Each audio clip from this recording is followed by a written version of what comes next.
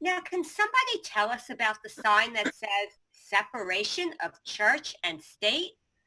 Religion should have nothing to do with our laws. I thought we dealt with freedom of religion in our Bill of Rights. I'm glad you asked. I'm Arthur Miller, and I wrote The Crucible, a play about people who use religion to satisfy their own agenda. Religion is a topic that is dear to my heart. I am William Bradford. I'm one of the first to come to America in search of religious freedom. As you all must know, I came here on the Mayflower. Remember the Puritans, the people who are celebrated, especially on Thanksgiving. We rejected worshipping the King of England and the Anglican Church of England. To avoid persecution, we came to North America and founded the Massachusetts Bay Colony and the city of Boston. We remember you, Mr. Bradford. You and your fellow Puritans came seeking freedom, but you didn't understand the idea of tolerance.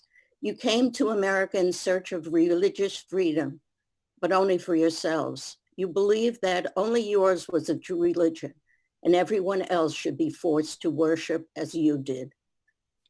Now just a minute. I don't think you understand the situation at the time. People do terrible things if they don't fear God, if they don't have guidance from the Lord. I do understand, but which Lord are you talking about? What kind of guidance are you thinking of? Did God anoint your religion as the only one that should be accepted?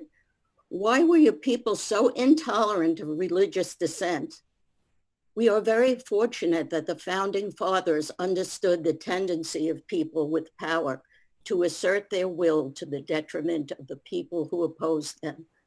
With the help of James Madison, freedom of religion and separation of church and state became part of the First Amendment to the Constitution. Yes, I quite agree with Arthur Miller. I am Eleanor Roosevelt, a champion of human rights and the wife of President Franklin Roosevelt. It is not religion that is a problem, it is what people do in the name of a religion. Religion can be a tremendous force for good, for healing, for comfort, for help, and for discipline. Too often we have seen people use religion to destroy people, sustain their positions of power, and subjugate others. Religion has been used to justify killing Jews, Catholics, Protestants, Sunnis, Shiites, and gay people. And religion has ever been used to justify slavery for hundreds of years. I can personally attest to the harm done to people because of religious beliefs. I am Harvey Milk, the first openly gay official in the history of California. I can tell you firsthand that religion has been used as a basis for creating laws that prevent people like me from having the right to choose my partner, the right to the pursuit of happiness. God and the Son of God were non-judgmental, inclusive, and yet too many religious people have chosen to condemn me for being true to my own human nature as God created me. It's another tragedy of discrimination that most people have to come to realize is immoral and illegal. I am Doris Day. During my years in Hollywood, I had the pleasure of working with many men, beautiful, creative, and loving people who had to hide their sexuality and live double lives. The fear of getting caught with the same-sex partner was excruciating.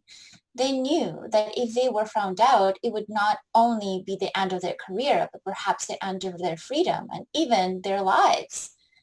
It makes me so mad when I think of all the men and women who died of AIDS, a disease that wasn't taken seriously because it only seemed to affect gay people.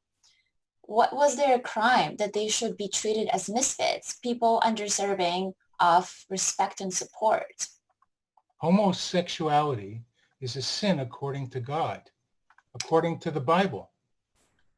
Sir, I am talking about the United States of America. The Bible is not the law of our country. The Constitution is the Bible of this country. I was born a Catholic. It was my choice to go to church or not. In America, we are not obliged to follow the laws of the Bible, only the laws of the United States Constitution. There is nothing in the Constitution about God or religion. If your religion provides you with comfort and support, that is fine, as long as you don't use your religion to create laws that undermine my pursuit of happiness. Please tell this to the members of the party in the White House and the people who are still using the Bible to marginalize different groups of people.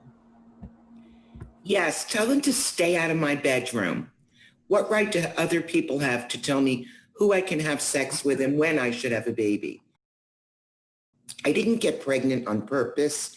In fact, I was raped. I didn't want to have this baby. I couldn't afford to have another child. I needed to work to feed the child I already had.